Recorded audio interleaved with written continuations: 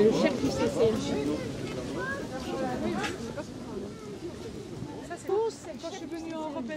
Bien, donc on a fait une petite action pour sensibiliser les clients à Soda Club, qui est une société coloniale qui prétend être écologique. Et donc en fait on dit aux petits enfants que c'est super de boire de l'eau propre, de l'eau avec du sirop, que c'est bon pour la santé, que c'est bon pour l'écologie. Et en fait c'est une société israélienne qui construit des colonies en détruisant toute la Palestine, en prenant toute l'eau aux Palestiniens. Donc c'est vraiment écœurant, ils prennent les gens pour des gens qui n'y connaissent rien. Donc nous on les a informés que Soda Club c'est un produit éco-colonial, voilà, et qu'il faut donc boycotter Soda Club et tous les trucs. Et voilà, donc on a vu aussi que les sionistes étaient là avec le patron du CCLJ qui était là pour défendre les sionistes et pour nous faire mettre dehors par la police. Et G4S, une société qui participe aussi à l'occupation du peuple palestinien. Moi je trouve qu'un des événements les plus importants c'était la libération des prisonniers palestiniens en échange de soldats israéliens. Je trouve que c'est une preuve que la résistance elle paye, et je pense que c'est la seule chose qu'on peut faire, c'est mettre la pression sur nos gouvernements, sur ceux qui sont dans le commerce, etc., pour qu'ils boycottent au moins ça, c'est-à-dire ces produits qui sont fabriqués et faits dans des territoires occupés. Donc l'action s'est bien passée d'abord parce qu'il y avait beaucoup de monde pour appeler au boycott, donc c'est déjà quand même un succès en soi.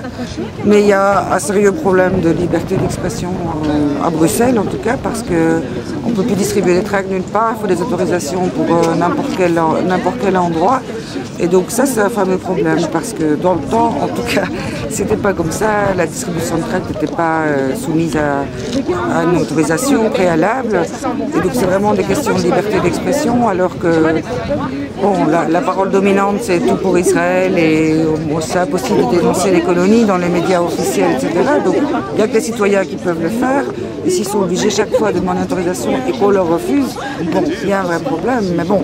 Je trouve que c'est quand même utile de faire des actions pareilles, parce qu'au moins on l'a fait, on a distribué des tracts, il y a des gens qui ont vu.